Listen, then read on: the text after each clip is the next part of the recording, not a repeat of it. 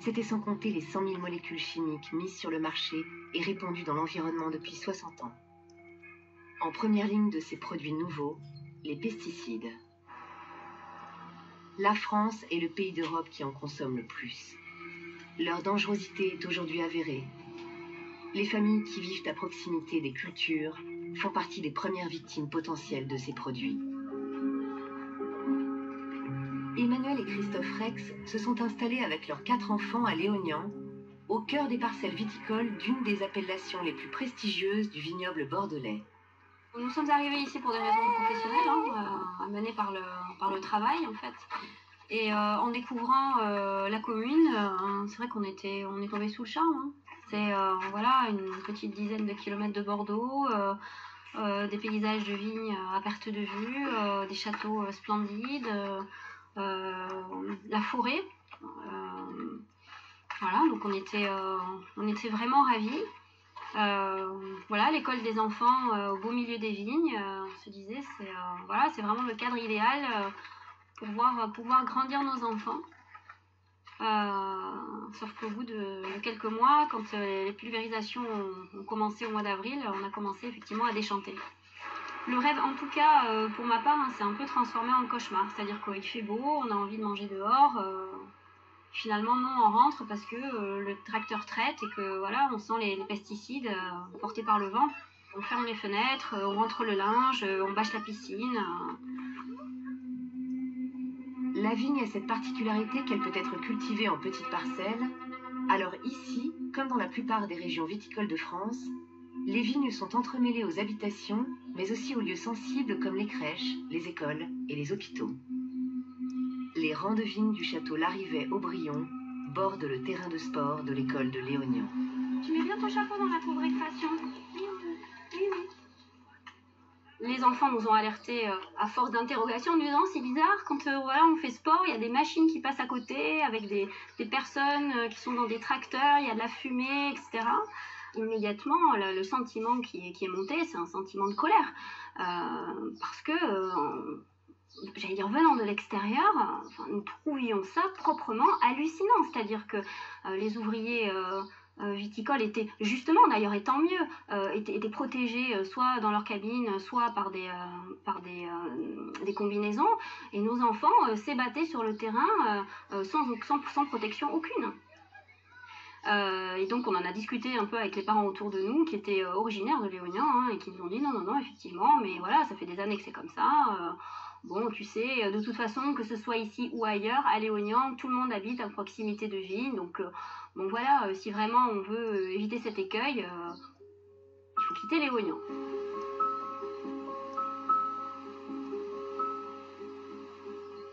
Depuis 3 ans, Emmanuel Rex et un groupe de parents d'élèves ont engagé un bras de fer avec le château voisin du groupe scolaire. La demande de ses parents est simple, que les pulvérisations de produits chimiques sur les vignes qui bordent l'école se fassent en dehors du temps scolaire.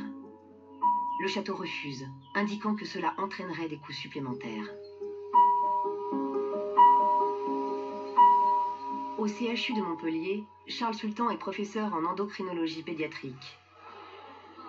Responsable d'un groupe de recherche à l'INSERM, il est l'un des meilleurs spécialistes français des perturbateurs endocriniens et de leurs conséquences sur l'organisme des enfants.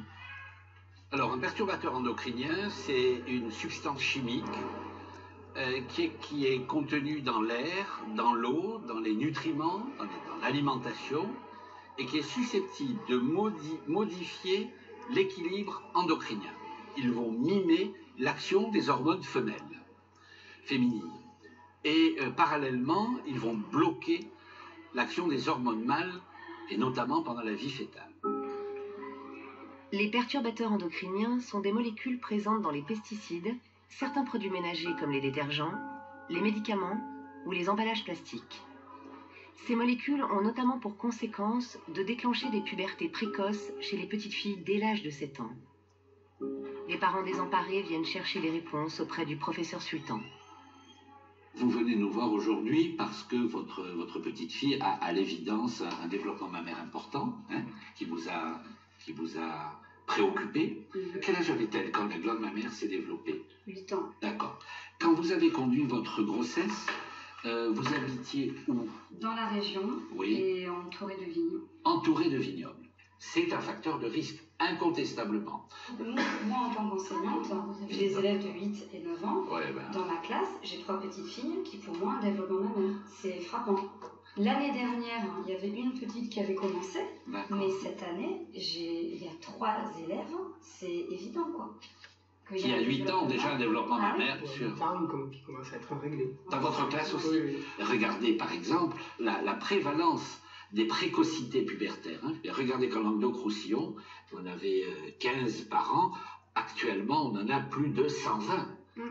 Mais ce qui nous préoccupe, c'est que cette situation va conditionner plus tard toute une pathologie. Par exemple, les petites filles qui entrent en puberté ont des risques d'être résistantes à l'insuline, de développer des syndromes métaboliques, d'être obèses, d'avoir des ovaires polykystiques. Bref, les conséquences sont extrêmement importantes à la lumière des travaux des équipes américaines. Donc il faut bien suivre votre petite fille. Et il y a des traitements pour ralentir... Alors, si la puberté est d'origine centrale, on peut la freiner. Si c'est son cerveau qui a donné l'ordre d'entrer en puberté, vous me suivez?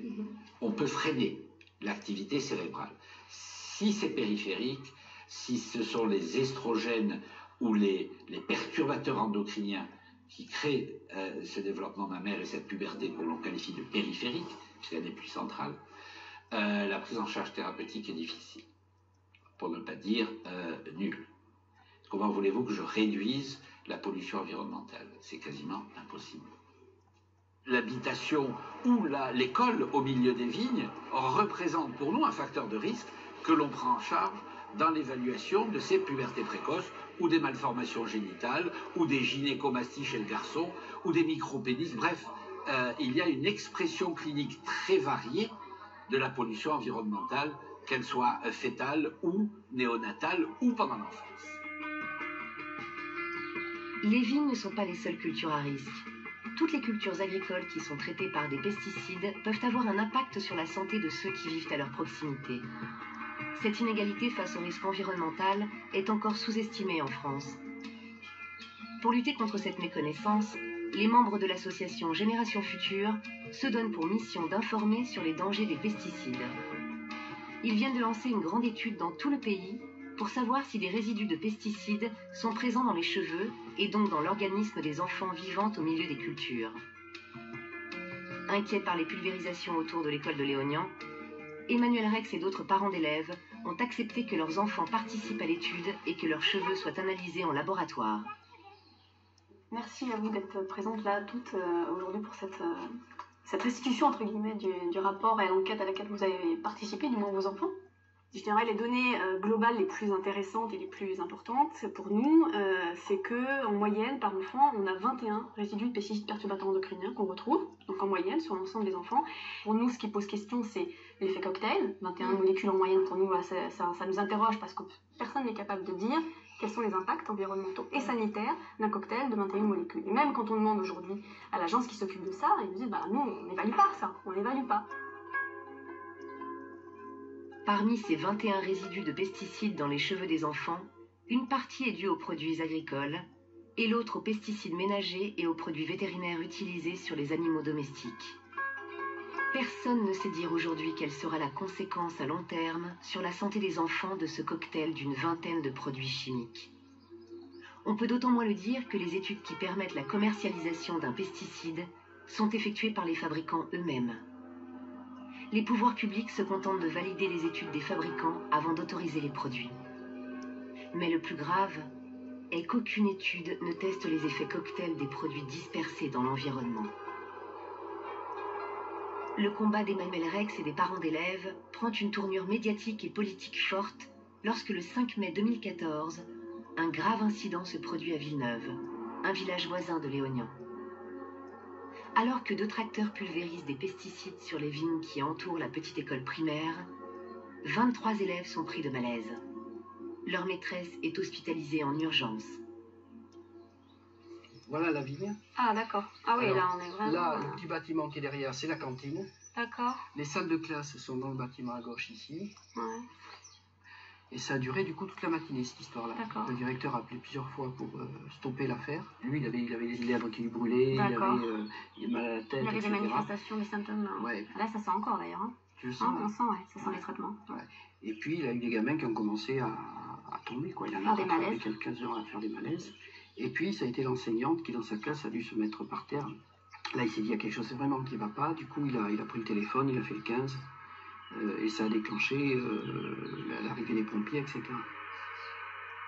La maire de Villeneuve a refusé de reconnaître que les pesticides pouvaient être la cause des malaises. Rien d'étonnant, car c'est elle qui est propriétaire des vignes, responsable de l'intoxication. Elle a un peu minimisé les choses, on peut dire ça comme ça, en disant en gros que c'était un malaise collectif, un malaise qui était dû à c'est la psychologie de groupe, quoi. Il y en a un qui a dû se sentir mal et puis les autres, par effet psychologique, se sont sentis mal aussi, et puis ils voulaient monter dans le camion des pompiers. Enfin, c'était ce genre d'argument. Face à l'émotion déclenchée par la mise en danger des enfants à Villeneuve, la ministre de l'écologie, Ségolène Royal, s'empare immédiatement de la problématique des écoles situées au milieu des cultures. Nous aurons l'occasion prochainement avec le ministre de l'Agriculture d'annoncer des initiatives et de prendre des initiatives sur la réduction des produits phytosanitaires dans l'agriculture, et en particulier à proximité des écoles. Parce que vous le savez, il y a eu récemment dans le département de la Gironde une école contaminée à cause de l'épandage de produits phytosanitaires à 50 mètres de l'école, alors qu'il y avait du vent. Donc il faut absolument des pratiques plus respectueuses quand même des espaces publics. Et notre idée, c'est d'interdire les épandages à moins de 200 mètres des écoles. C'est d'ailleurs la réglementation qui s'applique déjà aux alentours des hôpitaux, je le signale. L'annonce de la ministre d'une interdiction des pulvérisations jusqu'à 200 mètres autour des écoles déclenche une forte levée de boucliers des syndicats agricoles. La tournure médiatique et politique que prend l'affaire de Villeneuve menace la réputation d'un vignoble qui représente 685 millions de bouteilles vendues en 2014 pour une valeur de 3,7 milliards d'euros. Le puissant Conseil interprofessionnel du vin de Bordeaux, le CIVB, monte au créneau. Une réaction totalement négative, bien sûr, et en se disant que c'était un propos d'une personnalité politique importante du gouvernement, ministre importante du gouvernement, qui était peu étayée et qui méritait de travailler et de lutter contre cette approche, qui est une approche qui allait détruire une partie de la surface agricole utile de France, et notamment en Bordelais, une partie du vignoble, et des vignobles très réputés par endroits. Donc pour nous, c'était totalement inacceptable. À Bordeaux, les vignes situées à moins de 200 mètres de tout établissement scolaire représentent 3000 hectares. Pour faire pression sur les hommes politiques, la FNSEA organise des manifestations dans toute la France. Pour cette organisation, il ne peut être question d'interdire les pesticides, même autour des écoles. À un moment donné, il va véritablement falloir que le gouvernement change de cliquet sur l'écotaxe, change de cliquet sur cette histoire de 200 mètres, change de cliquet sur sa politique, sur son arrêté de pollution atmosphérique, etc. On ne peut pas considérer que l'agriculture soit traitée différemment des autres secteurs. Quelques heures plus tard, face à la colère des agriculteurs, le ministre de l'Agriculture, Stéphane Le Foll, tente de calmer le jeu. Il annonce que le gouvernement ne soutiendra pas la proposition de Ségolène Royal. Il n'y a jamais eu, dans aucun texte, décrit 200 mètres autour des habitations. Jamais. Donc voilà. 200 mètres autour des établissements publics. Non, j'ai pas dit ça non plus. J'ai pas dit ça non plus. J'ai dit que autour des établissements publics, il y a, voilà, autour des établissements publics, il y a besoin de protéger les populations qui y sont. Ça me paraît normal. La question, c'est ça peut évoluer ou pas, les 200 bien mètres sûr, mais je vous réponds oui. Et je dis même que c'est pas forcément 200 mètres. Il y a aujourd'hui dans le code rural 50 mètres. Je peux pas être plus clair. La loi agricole, votée quelques jours plus tard, ne reprendra même pas la distance de 50 mètres évoquée par le ministre. À Léognan comme ailleurs, les agriculteurs pourront donc continuer légalement à pulvériser les parcelles agricoles qui bordent les établissements scolaires. L'occasion a donc été manquée pour l'agriculture française qui n'est pas encore prête à reconnaître la dangerosité des produits qu'elle utilise. Les responsables politiques semblent ne pas prendre la mesure des dangers que la pollution environnementale fait peser sur notre santé. Troubles de la reproduction, risque de donner naissance à des enfants autistes, puberté précoce, maladie d'Alzheimer, maladie de Parkinson, cancers hormonodépendants comme le cancer du sein et de la prostate. De nombreuses études internationales démontrent que l'exposition aux perturbateurs endocriniens a des conséquences graves sur la santé. Les premiers à souffrir de cette exposition sont les agriculteurs eux-mêmes. Eric Bonne est une victime des pesticides. Cet agriculteur de 53 ans est atteint de la maladie de Parkinson. La mutualité sociale agricole a reconnu sa maladie comme professionnelle. Ça s'aggrave de jour en jour. Du point de vue physique, surtout, je pense que j'ai beaucoup moins de force qu'avant.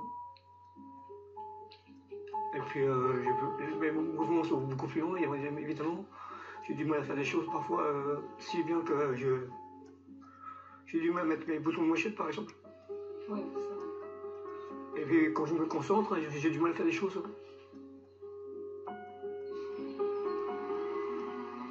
Quand on a appris la maladie, il a été plus fort que moi. Moi, je savais très bien les conséquences sur notre vie, sur notre famille. Donc, j'ai mis beaucoup plus de temps à accepter sa maladie et à admettre qu'il ne pouvait plus faire certaines choses. Oui. À cause de l'utilisation des pesticides, les agriculteurs ont 5 fois plus de risques que les autres de déclencher la maladie de Parkinson et 2 fois plus de contracter la maladie d'Alzheimer. On se dit que oui, là il y a eu un problème d'information, on n'utilise que des produits homologués que l'État, entre guillemets, autorise à commercialiser et à utiliser, et on ne pensait pas que ces produits-là n'avaient pas été testés et qui étaient aussi néfastes pour l'homme et le reste de l'humanité et de la société. Ça c'est du raccourcisseur, régulateur de croissance. Ça c'est un désherbant. Ça c'est un fongicide pour les colzas. Après là c'est un désherbant de maïs aussi là. Les touristes, c'est des fongicides pour les céréales. C'est grâce à tous ces produits là que je suis malade.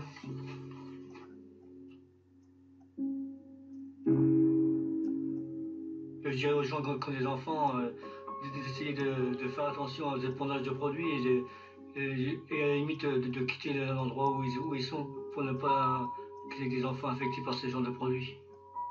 Ces nouvelles molécules qui sont toujours plus ou moins de plus en plus performantes au niveau des traitements sur les cultures et qui sont aussi performantes pour détruire la santé des gens.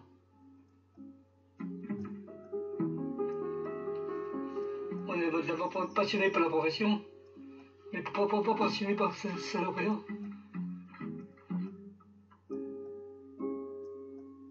Face aux nombreux risques qui menacent notre santé, des citoyens et des associations se mobilisent pour obtenir que nous soyons mieux protégés et mieux soignés. À Léognan, Emmanuel Rex et les parents d'élèves de l'école primaire ont finalement remporté une belle victoire. Après 3 ans de bras de fer, le château Larrivée-Aubryon a accepté leur demande.